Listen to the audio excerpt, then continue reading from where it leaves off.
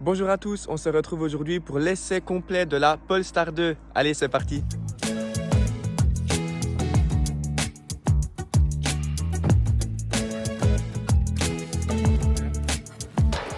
Commençons tout d'abord par la face avant de cette Polestar 2, une face avant assez agressive avec des jolis feux à LED et puis ce logo qui ressemblerait malheureusement au logo DS Citroën. C'est pour ça que la voiture n'est pas encore disponible en France. Amis français et françaises, j'espère que cette voiture sera bientôt disponible à la commande dans votre pays parce qu'en tout cas c'est une voiture vraiment cool. Je vais vous dire pourquoi dans cette vidéo.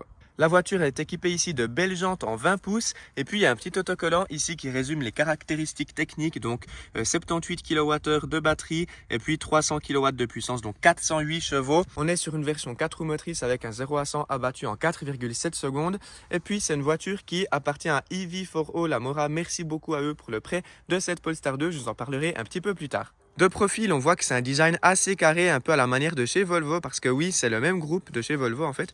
Ça repose sur la même plateforme et c'est la même batterie que sur le Volvo XC40 Recharge que j'avais déjà adoré. Passons maintenant à l'arrière avec ce bandeau lumineux magnifique avec une petite animation, je vous montre après. Le logo Polestar ici en blanc. À noter qu'on est ici équipé d'un toit panoramique, il est trop beau, avec un petit logo Polestar. La prise de recharge est située à l'arrière gauche, ça c'est plutôt pratique pour quand Tesla ouvrira ses superchargeurs à tous. Un connecteur de type 2 qui peut charger jusqu'à 11 kW et puis bien sûr le combo CCS avec une puissance jusqu'à 120 kW. Le 0 à 80% est annoncé en environ 40 minutes, c'est pas dingue.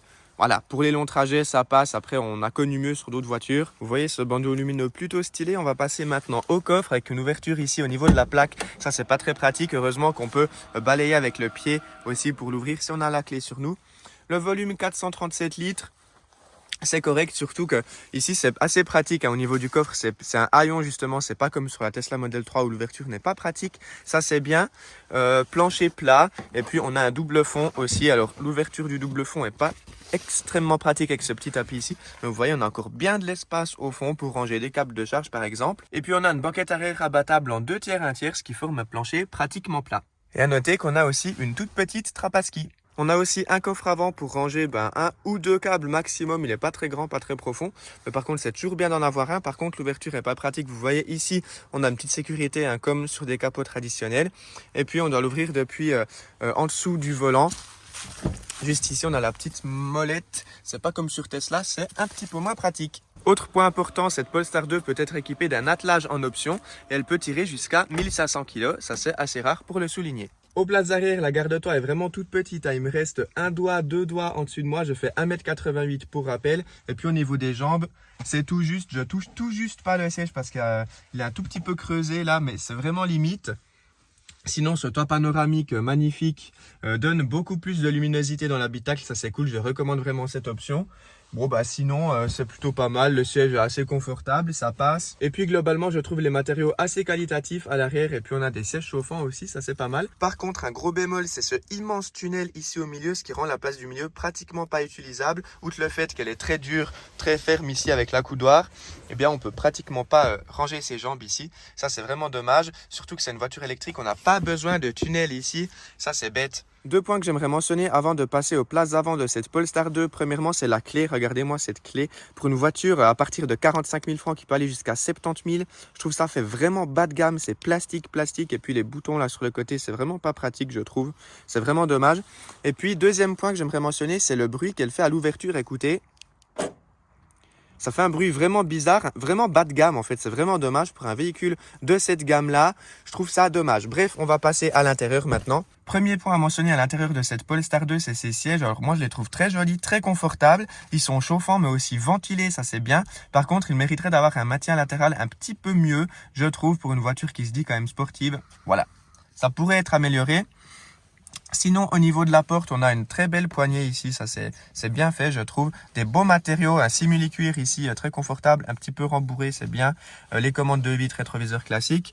En dessous, ici, on a deux petits boutons pour les sièges à réglage électrique. Et puis, on a un contre-porte ici, assez petit, assez grand pour mettre une bouteille d'eau sans plus. Au niveau du volant, je trouve qu'il se prend très très bien en main. On a des touches ici pour régler donc tout ce qui est régulateur de vitesse sur la gauche avec les distances.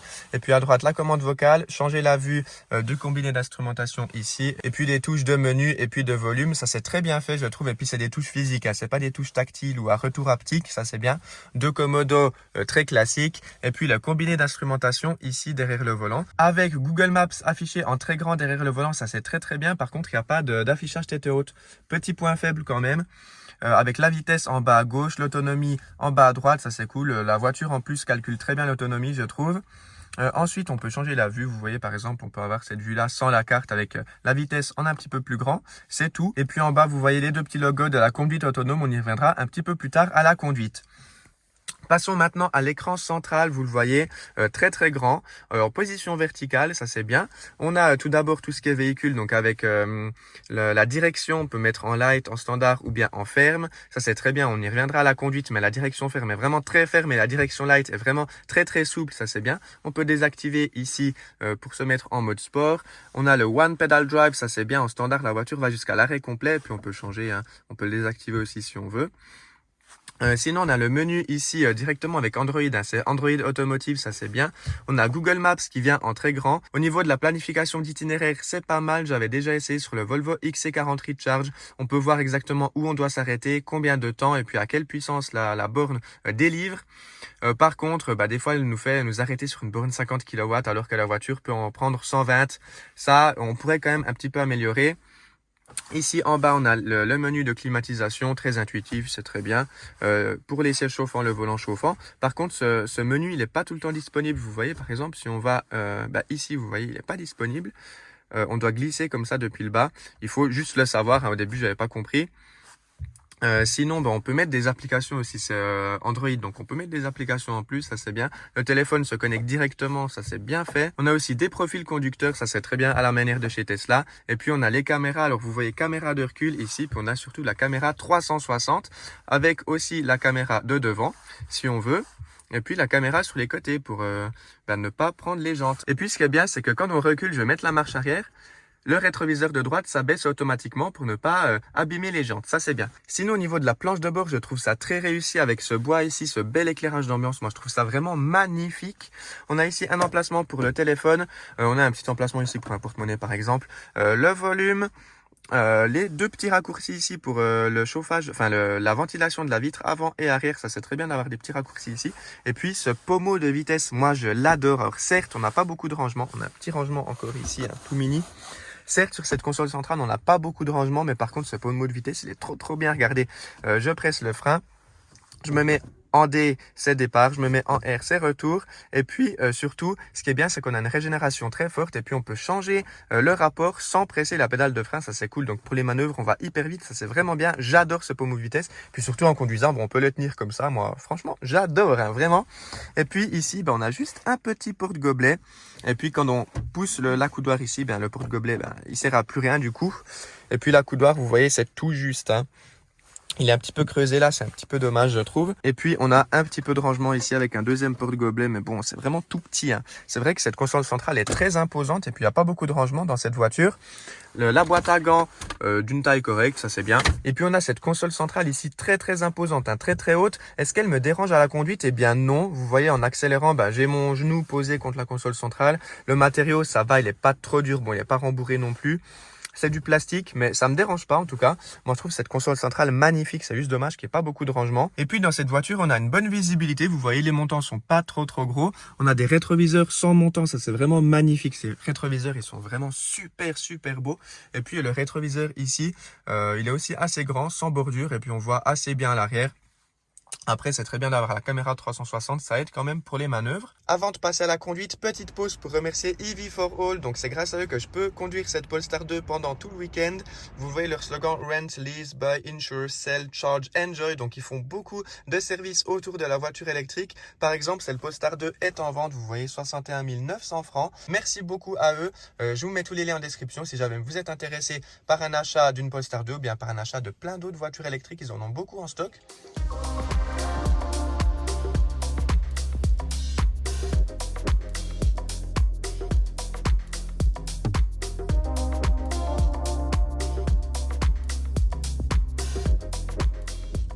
À la conduite de cette Polestar 2, la première chose qu'on remarque, eh bien, c'est la régénération qui est très très forte. C'est comme sur Tesla, c'est la régénération la plus forte du marché, je crois. Dès qu'on lâche, la voiture freine toute seule au début assez doucement, après un petit peu plus fort. Donc ça, c'est très bien géré. Elle va jusqu'à l'arrêt complet d'une manière assez douce. Donc la régénération, c'est vraiment un gros point fort de cette Polestar 2. Et puis aussi, au niveau de la pédale de frein, c'est pas comme sur une Volkswagen ID4 par exemple, quand on freine, il faut vraiment bien presser. Ici, la pédale est très ferme, donc à peine on appuie sur la pédale, la voiture freine très très fort. Donc ça, c'est un point très positif. Ensuite, en ville ou bien dans les villages comme ici, eh bien, le rayon de braquage est très satisfaisant. Elle se faufile pratiquement partout, c'est très bien, malgré que la voiture ait des dimensions assez grandes, hein. C'est pratiquement comme une Tesla Model 3, un tout petit peu plus haut. D'ailleurs, en parlant de la hauteur de la voiture, c'est très bien, j'ai l'impression d'être limite dans un SUV en fait. On est vraiment positionné un petit peu plus haut que dans une Model 3 par exemple. Du coup, ça donne vraiment un sentiment de domination de la route, ça c'est cool, j'aime bien. Au niveau de la visibilité, c'est top aussi en ville, on a des très jolis rétroviseurs. Et puis au niveau du confort, c'est très bon là encore. C'est une voiture très silencieuse, hein, que ce soit en ville, sur route ou sur autoroute. Puis en ville comme ça, c'est vraiment super confortable, hein. Ces sièges sont d'un confort exceptionnel, moi j'adore. Puis je suis bien positionné, hein. J'ai bien de la place sur la gauche, la coudoir ici pas mal, sans plus. Je valide en tout cas l'intérieur de cette Polestar et puis à la conduite aussi, j'adore vraiment cette voiture. Et puis un petit point au niveau des feux avant, les feux avant se mettent en position automatique, donc les grands phares s'allument quand il n'y a personne et puis quand il y a quelqu'un, le faisceau lumineux s'est réduit en fait pour ne pas éblouir la personne en face, ça c'est très bien. Par contre, cette technologie a quand même ses limites parce que j'ai pris hier un tunnel bidirectionnel avec beaucoup de circulation, puis la voiture avait ses feux en automatique et puis ça faisait un peu une sorte de discothèque en fait dans ce tunnel justement parce que la voiture allumait, éteignait ses feux, ça éclairait le côté droit du tunnel, aussi en face, etc. On voyait que la voiture ne savait plus trop quoi faire tellement il y avait de circulation. Voilà, ça a quand même ses limites, mais globalement sur route comme ça fonctionne très bien, puis on voit très bien, donc ça c'est un point très positif. Et puis sur route départementale, nationale, etc., la voiture là encore est très silencieuse, très confortable, on a énormément de puissance, ça c'est top. Et puis on arrive ici en sortie de village, je vais voir ce que ça donne, entre 50 et 80, c'est parti, 3, 2, 1... Et ça colle au siège, hein. C'est impressionnant cette accélération. Et puis là, à 80 km/h, j'entends très peu de bruit d'air, voire pas de bruit d'air. Quelques légers bruits de roulement. Parce qu'on a des belles jantes, c'est pour ça je pense, des jantes en 20 pouces il me semble. Donc on entend un tout petit peu les bruits de roulement, mais bon, c'est pas grave non plus. C'est parce qu'on n'a pas de musique là, si on met un peu de musique, eh bien sûr on n'entend pas. Et puis la régénération aussi de 80 à 60, là je lâche totalement, ça freine très fort. C'est un point très positif sur cette Polestar 2, la régénération, c'est juste sensationnel. Et puis dans les courbes, elle se comporte aussi très bien, avec le centre de gravité très bas. C'est quand même une voiture sportive, je trouve. On a ce sentiment de sportivité à son volant, c'est vraiment bien. Là, je ne touche pas à la pédale de frein, c'est top. Et puis en sortie de giratoire ici, bien assez de puissance, de la puissance à revendre. Il n'y a personne derrière, je vais faire un petit 0 à 120. Je vais mettre bien sûr pied au plancher.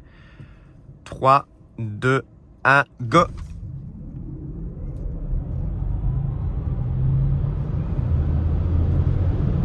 Ouf. Et ça colle au siège, hein. C'est juste impressionnant. L'accélération, je valide. Le 0 à 100 est effectué en 4 secondes 7 sur ce modèle. Il y a aussi un pack performance à 6000 francs suisses qui permet d'avoir une accélération un petit peu plus forte aussi, je crois. Et puis sinon sur autoroute, vous le voyez là, à 120 km/h, très peu de bruit d'air là encore, juste un tout petit peu de bruit de roulement, mais c'est logique, on n'a pas de musique dans l'habitacle.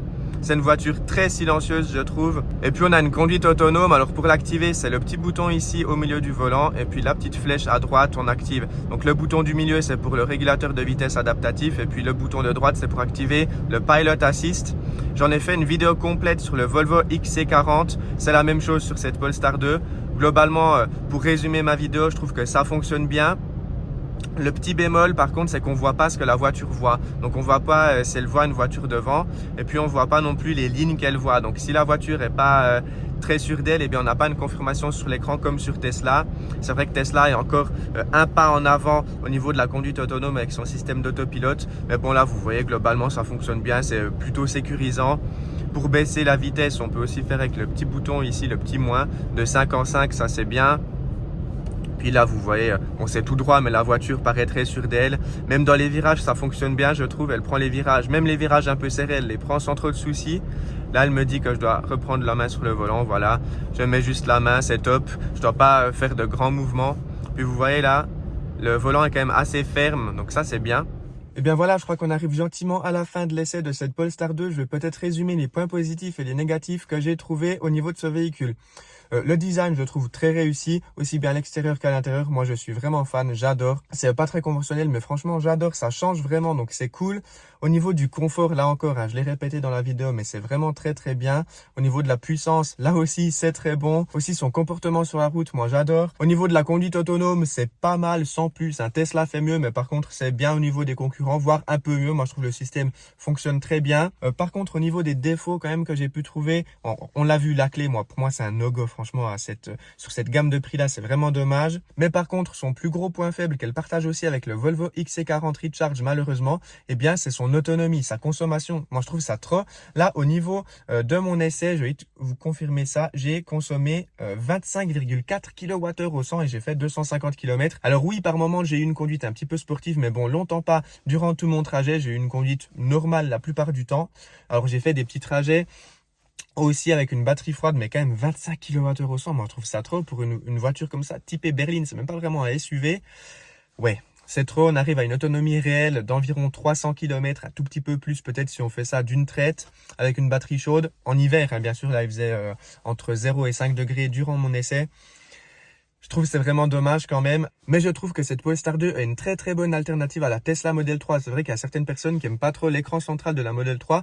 Certaines personnes trouvent ça trop épuré. Et bien ici, ça répond à ce problème. On a un habitacle vraiment très très joli. Après, au niveau de l'efficience, ben voilà, Tesla fait beaucoup mieux. Au niveau du prix, Tesla aussi un petit peu meilleur. Mais par contre, ici, on a une voiture avec quand même beaucoup de charme, un petit peu plus confortable à la conduite, je trouve.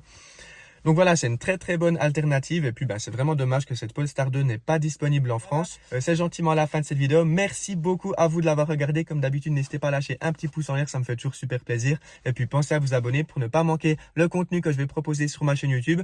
Il y a une deuxième vidéo qui arrive dans cette Polestar 2 et puis il y a des vidéos très très cool qui arrivent aussi en fin d'année et puis en début d'année prochaine. Donc pensez à vous abonner, merci beaucoup. Moi je vous dis à très bientôt dans une prochaine vidéo. Ciao tout le monde!